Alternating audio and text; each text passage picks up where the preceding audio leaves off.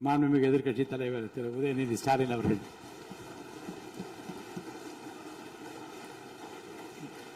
மாண்புமிகு பேரவைத் தலைவர் அவர்களே, பெருமை வாய்ந்த இந்த அவையில ஆளுநர் உரையின் மீது நன்றி தெரிவிக்கின்ற தீர்மானத்தில் பேசுகின்ற வாய்ப்பை தந்த பேரவைத் தலைவருக்கு முதலினுடைய நன்றியை தெரிவிச்சுக்கிறேன். அதுமாதிரி நம்முடைய மாண்பு முதலமைச்சர் அவர்களுக்கு திராவிட முன்னேற்ற கழகத்துடைய சட்டமன்ற உறுப்பினர்கள் அனைவரின் சார்பாகவும் எங்களுடைய பிறந்தநாள் வாழ்த்துக்களையும் நான் தெரிவிச்சுக்கிறேன்.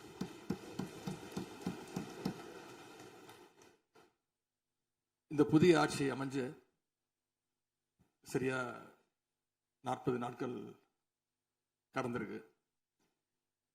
ஆளுநர் உரையின் போது நானும் எங்களுடைய சட்டமன்ற உறுப்பினர்களும் இந்த 40 நாட்கள்ல இந்த அரசு என்னென்ன பணிகள் செஞ்சிருக்கு, ஏதாவது திட்டங்கள் கொண்டு வந்திருக்காங்களா, ஏதாவது சாதனைகள் செஞ்சிருக்காங்களான்னு ஆவலோடு காத்துக்கிட்டு இருந்தோம்.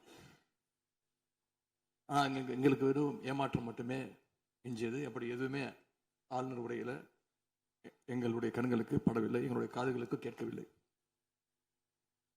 அதே ஒரு நம்பிக்கை வாக்கெடுப்பின் போது நான் பேசும்பொழுது குறிப்பிட்டு பேசினேன், ஆளுநர் வருவாரு, ஆளுநர் உரையின் மீது வந்து பேசும்போது தமிழ்தாய் வாழ்த்துக்கு முதலிடம் கொடுங்க அப்படின்னு சொன்னேன். பேரவையின் அனுமதியுடன் அலுவல் நேரம் நீட்டிக்கப்படுகிறது. அதே போல தமிழ்தாய் வாழ்த்து முதல்ல பாடப்பட்டுச்சு.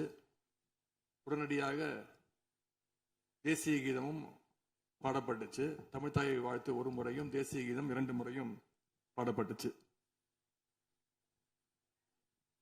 மரபு மீறல் நடந்திருக்கு. இதுவரை கடைபிடிக்கப்பட்டு வந்த மரபை மீறி 2 முறை தேசிய கீதம் பாடப்பட்டிருக்கு. இதே கோரிக்கையை இதற்கு முன்பு இருந்த ஆளுநர் எங்களுடைய ஆட்சி காலத்திலையும் வச்சிருந்தார். ஆனா எங்களுடைய தலைவர் அப்பொழுது மிக உறுதியாக இருந்து இந்த அவையுடைய இறையாண்மையை நாங்க பாதுகாத்திருக்கிறோம். பதவியேற்பு தான் ஆளுநர் மாளிகையில நடந்துச்சு. அங்க அவர் கேட்டுக்கொண்டபடி தேசிய கீதம் வந்தே மாதரம் எல்லாம் பாடினாங்க. ஆனா இப்போ ஆளுநர் உரை மக்களால் தேர்ந்தெடுக்கப்பட்ட பிரதிநிதிகள், சட்டமன்ற உறுப்பினர்கள் நாம பணி செய்கின்ற இந்த சட்டமன்றத்தில் தான் வாசிக்கப்பட்டிருக்கு. இது நம்மளோட டெரிட்டரி. இந்த நம்மளுடைய டெரிட்டரிய ஏன் ஆளுநர்கிட்ட கொடுக்கிற அளவுக்கு இங்க என்ன காம்ப்ரமைஸ் நடந்துச்சு அப்படின்னு மக்கள் கேட்க ஆரம்பிச்சிருக்காங்க. மாண்பு உறுப்பினர், ஆளுநர் உரையாற்ற வந்தபோது தமிழ்தாய் முதல்ல பாடப்பட வேண்டும் என்கின்ற இந்த அரசின் உறுதியான கொள்கையில் நாங்கள் நின்றோமா, இந்த அவை நின்றதா என்பதை நீங்கள் முதல்ல பார்க்க வேண்டும். நாட்டுப்பண் 2 முறை பாடியதில் என்ன தவறு என்று எனக்கு தெரியவில்லை. நாட்டுப்பண் 2ஆம் முறை பாடிய தவறு என்று நீங்கள் சொல்ல வருகின்றீர்களா? அப்படி தவறு என்றால் அது எந்த அடிப்படை தவறு என்று சொல்ல வருகிறீர்கள்? நமக்கு வேண்டியது நம்முடைய தாய்மொழிக்கு முக்கியத்துவம் தர வேண்டும், உறுதியாக நிற்க வேண்டும். இந்த அரசு எந்த சர்ச்சையும் ஏற்படுத்தாமல் நிதானமாக உறுதியாக தாய் தமிழ்தான் எங்களுக்கு அடிப்படை என்பதை வைத்து தமிழ்தாய் வாழ்த்தை பாட வைத்தார்களா இல்லையா? அந்த தமிழ்தாய் வாழ்த்தை பாட முடியாமல் வேறு விதமாக இந்த அவை திசை திருப்பப்பட்டு பல்வேறு பிரச்சனைகளுக்கெல்லாம் ஆளான காரணங்களை எல்லாம் 22ஆம் ஆண்டு பார்த்தோம், 23 பார்த்தோம், 24 பார்த்தோம், 25 பார்த்தோம், 26 பார்த்தோம். இந்த ஆண்டு தமிழ்தாய் வாழ்த்தை முதலில் பாட வைத்து தேசிய கீதத்தை 2 முறை பாடியதில் எந்த தவறும் இருப்பதாக நாங்கள் கருதவில்லை. அப்படி பாடியது தவறு நீங்களும் கருதிடக்கூடாது என்று நான் சொல்ல விரும்புகின்றேன். பேரவைத் தலைவர் அவர்களே, நாங்கள் கேட்டுக்கொண்டதுபடி தமிழ்தாய் வாழ்த்து முதல்ல ஒரு வாட்டி பாடிட்டீங்க. பொதுவாக இந்த அவையில் இருக்கக்கூடிய மரபு கடந்த காலங்களில், கடந்த ஆட்சி காலங்களில் தமிழ்தாய் வாழ்த்து ஒரு முறையும் நிகழ்ச்சி முடிஞ்சோடனே தேசிய கீதம் ஒரு முறையும் தான் பாடப்பட்டு நிகழ்ச்சிகள் முடியும். ஆனால் இந்த முறை நாங்கள் கேட்பது ஏன் 2 முறை தேசிய கீதம் பாடப்பட்டது அப்படிங்கிறது மட்டும்தான் எங்களுடைய கேள்வி. அப்படின்னா தமிழ்த்தாயை தமிழ்த்தாய் வாழ்த்தையும் 2 முறை நீங்கள் பாட சொல்லி உங்களுடைய ஆளுநர்கிட்ட நீங்க ஒரு கோரிக்கை வச்சிருந்திருக்கலாம். அது இங்க பேசும்போது உறுப்பினர்கள்லாம் ஆளுநர் அவ்வளவு மகிழ்ச்சியாக இருக்கிறாங்கன்னு சொல்லி, ஆளுநரை விட நீங்கெல்லாம் ரொம்ப மகிழ்ச்சியா இருக்கிறீங்க.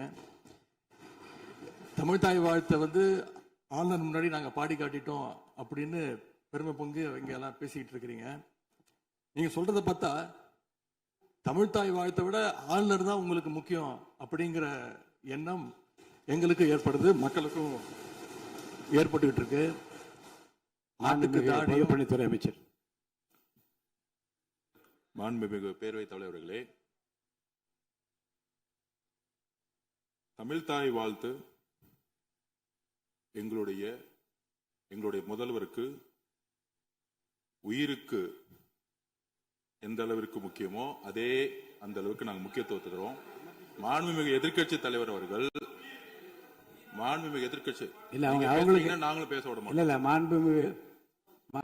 நீங்க ஒத்துழைப்பு கொடுக்கலன்னா நாங்களும் பேச விட மாட்டோம். அமைச்சர், தமிழக அரசுடைய ஸ்டாண்ட நாங்க பேசுறோம். எங்களுக்கும் குரல் கொடுக்க தெரியும். இந்த அவையை மாண்பை நாங்களும் பாதுகாக்கிறோம். மாண்புமிகு எதிர்க்கட்சி சொல்லக்கூடிய நோக்கம் தமிழக மக்களுக்கு தவறுதலா சொல்லக்கூடாதுங்கிற பதிவை நாங்கள் செய்கிறோம்.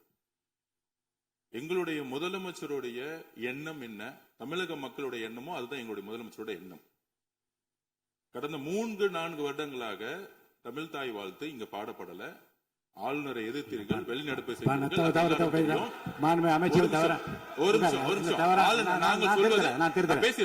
பேசி முடிக்கிறேன். ஆளுநர் முன்பு ஆளுநர் முன்பு மாண்புமிகு அமைச்சர் அவர்கள் ஒண்ணு தமிழ்த்தாய் வாழ்த்து பாடப்பட்டது. இல்ல நான் சொன்னது, நான் கருத்து என்னன்னா ஆளுநர் முன்பு பாடப்பட்டது கிடையாது. அதுதான் நான் சொல்ல வரேன். நான் பேசிடுறேன். ஆளுநர் புறக்கணித்தார், அதற்கு பின்பு பாடப்பட்டது. ஒரு நிமிஷம் நான் பதிவு பண்ணி, ஒரே நிமிஷம் நான் பதிவு பண்ணிடுறேன். நான் எங்களுடைய பதிவை நாங்க பதிவு பண்ணிடுறோம்.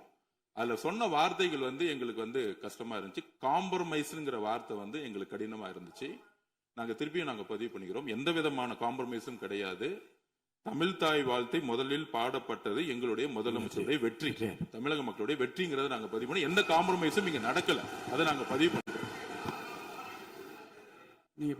உறுப்பினர் பேரவைத் தலைவர்களே, நாங்க மீண்டும் அதான் கேட்கிறோம். தமிழ்த்தாய் வாழ்த்து ஒரு முறை பாடிட்டீங்க, அதுக்கு வாழ்த்துக்கள். ஏன் தேசிய கீதம் 2 முறை பாடப்பட்டுச்சு? அப்ப ஆளுநர்கிட்ட நீங்க கோரிக்கை வச்சிருக்கனால நீங்க தேசிய கீதம் 2 முறை பாட பண்ணணும்னா நாங்க தமிழ்த்தாய் வாழ்த்து 2 முறை இல்ல 3 முறை நாங்க போடுவோம்னு சொல்லி அதை நீங்க செஞ்சு காட்டிருக்கணும். அதுதான் நான் கேட்கிறேன். உங்களுக்கு இப்ப ஆளுநர் முக்கியமா, தமிழ்த்தாய் வாழ்த்து முக்கியமா அப்படிங்கறத நான் இந்த அரசுகிட்ட நான் கேட்க விரும்புறேன். ஆட்டுக்கு தாடியும் நாட்டுக்கு ஆளுநரும் தேவையில்லைன்னு சொன்னவர் பேரறிஞர் அண்ணா அவர்கள். அவரை உங்க கொள்கை தலைவர் லிஸ்ட்ல அட்டாச்சும் பண்ணியிருக்கிறீங்க. ஆனா இன்னைக்கு ஆளுநரை தலையில வச்சு கொண்டாடிட்டு இருக்கீங்க. நான் கேட்க விரும்புவது, நீங்க எல்லாம் சேர்ந்து மாண்புமிகு எதிர்க்கட்சி தலைவர் அவர்களுக்கு ஒன்று சொல்றேன். ஆளுநருக்குரிய மரியாதை மட்டும்தான் தரப்பட்டது. யாரையும் தலையில வைத்து கொண்டாட வேண்டிய அவசியம் இந்த அரசுக்கு இல்லை. இந்த அவையை பொறுத்த வரைக்கும்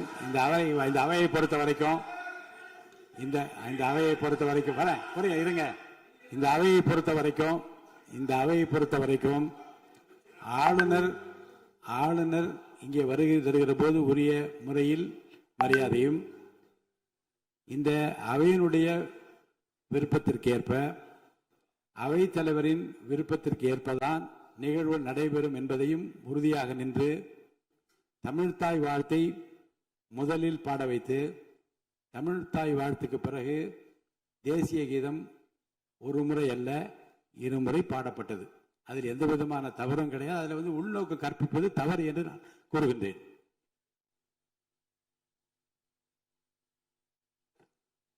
பேரவைத் தலைவர் அவர்களே, கலா யதார்த்தத்துக்கும் ஆளுநர் உரைக்கும் மிகப்பெரிய வித்தியாசம் இருக்கின்றது. மிகப்பெரிய வேறுபாடு எங்களுக்கு தெரிகின்றது. ஆளுநர் உரை என்பது அரசனுடைய கொள்கைகளை, திட்டங்களை, விஷன் அண்ட் மிஷன் ஸ்டேட்மெண்ட் அப்படின்னு சொல்லுவாங்க. அதன்படி அமைந்திருக்க வேண்டும். ஆனா இந்த அரசனுடைய ஆளுநர் உரையில இருக்கக்கூடிய அனைத்து கண்டென்ட்டுமே ஆளுங்கட்சியினர் சோஷியல் மீடியால ரீல்ஸ் போடுறதுக்கு உதவுமே தவிர ரியல் பிரச்சனைகளுக்கு கை கொடுப்பதாக உதவுவதாக எந்த சொல்யூஷனும் தருவதாக எங்களுக்கு தெரியவில்லை.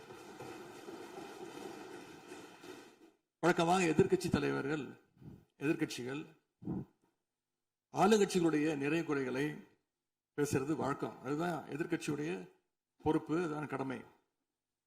ஆனா இப்ப இருக்கக்கூடிய ஆளுங்கட்சியை விமர்சனம் செய்யறதுல முந்தைய எதிர்க்கட்சிகளை விட எங்களுக்கு அதிக பொறுப்பும் அதிக உரிமையும் இருக்கு அப்படின்னு நாங்க நம்புறோம். அதுக்கு காரணம், எங்களுடைய கூட்டணி கட்சியாக இருந்து எங்களுடைய உடன்பிறப்புகளுடைய வாக்குகளை வெற்றி பெற்றவர்களுடைய ஆதரவுல தான், எங்களுடைய தயவுல தான் இன்னைக்கு இந்த அரசு நடந்துகிட்டு இருக்கு என்பதை நீங்கள் கருத்துக் கொள்ள வேண்டும்.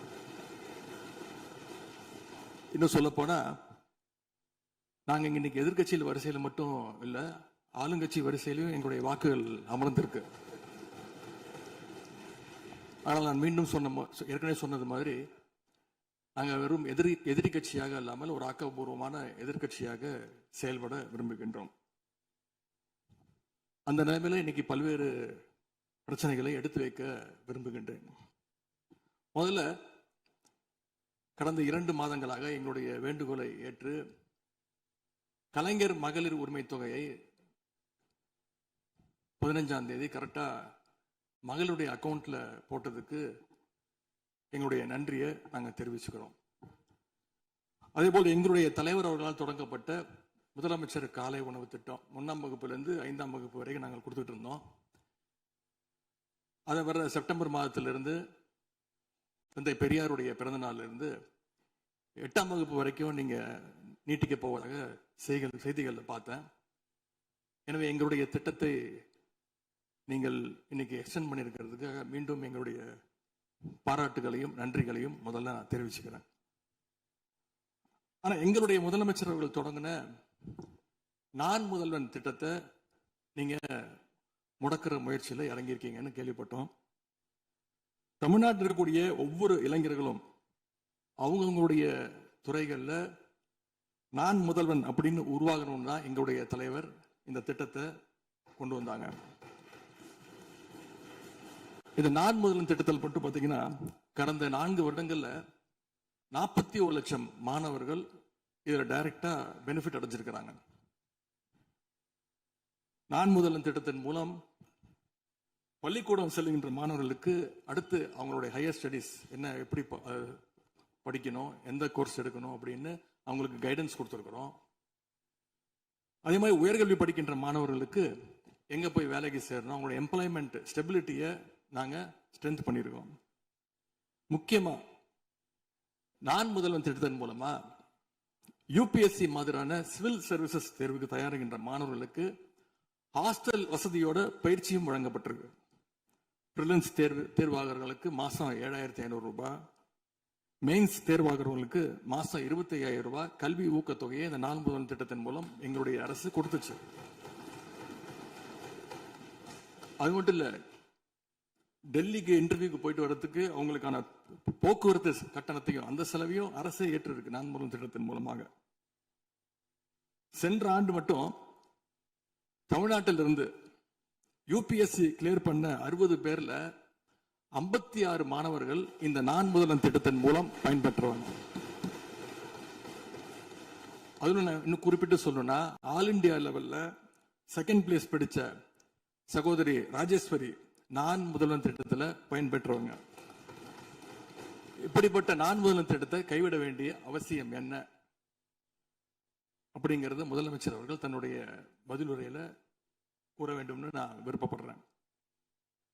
அதே மாதிரி சமீபத்தில் டெல்லிக்கு போன முதலமைச்சர் அவர்கள் நிதி ஆயோக் கூட்டத்தில் பல்வேறு விஷயங்களை பத்தி பேசியிருக்கிறார். அதுவும் குறிப்பா நம்முடைய தமிழ்நாடு இன்னைக்கு இந்தியாவிலேயே பொருளாதாரத்தில் 2வது பெரிய மாநிலமாக வளர்ந்திருக்கு அப்படிங்க பெருமையா பேசியிருக்கிறார். அது மட்டும் இல்ல, தமிழ்நாட்டில் டாக்டர் கலைஞர் அவர்களால் தொடங்கப்பட்டு எங்களுடைய தலைவர் அவர்களால் வளர்க்கப்பட்ட, அதுவும் கடந்த ஆட்சியில் என்னுடைய கட்டுப்பாட்டில் இருந்த மகளிர் சுய உதவி குழுக்கள் மிகச்சிறப்பாக செயல்படுது அப்படின்னு முதலமைச்சர் அவர்கள் பேசியிருக்கிறாங்க. இந்தியாவிலேயே ஃபேக்டரி ஒர்க்கர்ஸ் இருக்கிற பெண்கள்ல 42%, 42% தமிழ்நாட்டை சேர்ந்தவங்க. அதனால தமிழ்நாட்டில் இருக்கக்கூடிய பெண்கள் முன்னேற்றம், சுகாதாரம் எல்லாமே சிறப்பா இருக்குன்னு நம்முடைய முதலமைச்சர் அவர்கள் டெல்லியில சொல்லியிருக்கிறாங்க. திரைப்படங்கள்ல தான் பாத்தீங்கன்னா ஒரே பாட்டுல ஏழையா இருக்கிறவன் ஒரே பாட்டுல 5 நிமிஷத்துல 4.5 நிமிஷத்துல பெரிய பணக்காரன் ஆயிடுவான். ஆனா அது மாதிரி நிஜத்துல ஒரு மாச ஆட்சியில தமிழ்நாடு மாதிரியான மிகப்பெரிய மாநிலத்தை அந்த அளவுக்குலாம் வளர்த்த முடியாது. இந்த சாதனைகள் எல்லாம் யார் ஆட்சி காலத்தில் நடந்துச்சுன்னு மக்களுக்கும் தெரியும், மக்களும் பார்த்துக்கிட்டு இருக்காங்க, முதலமைச்சருக்கும் தெரியும். அதே மாதிரி பேரவைத் தலைவர்களே, இந்த ஆட்சியில இன்னொரு பழக்கமும் புதுசா வந்திருக்கு. அதாவது எங்களுடைய திராவிட மாடல் ஆட்சியில நாங்க எடுத்த நடவடிக்கையால ஏதாவது நல்லது நடந்தா உடனே அதுக்கு ஸ்டிக்கர் ஒட்டிடுறாங்க. அது மட்டும் இல்ல, ஃபர்ஸ்ட் டைம் எவர் இந்த ஹிஸ்டரி அப்படின்னு சொல்லிடுறாங்க.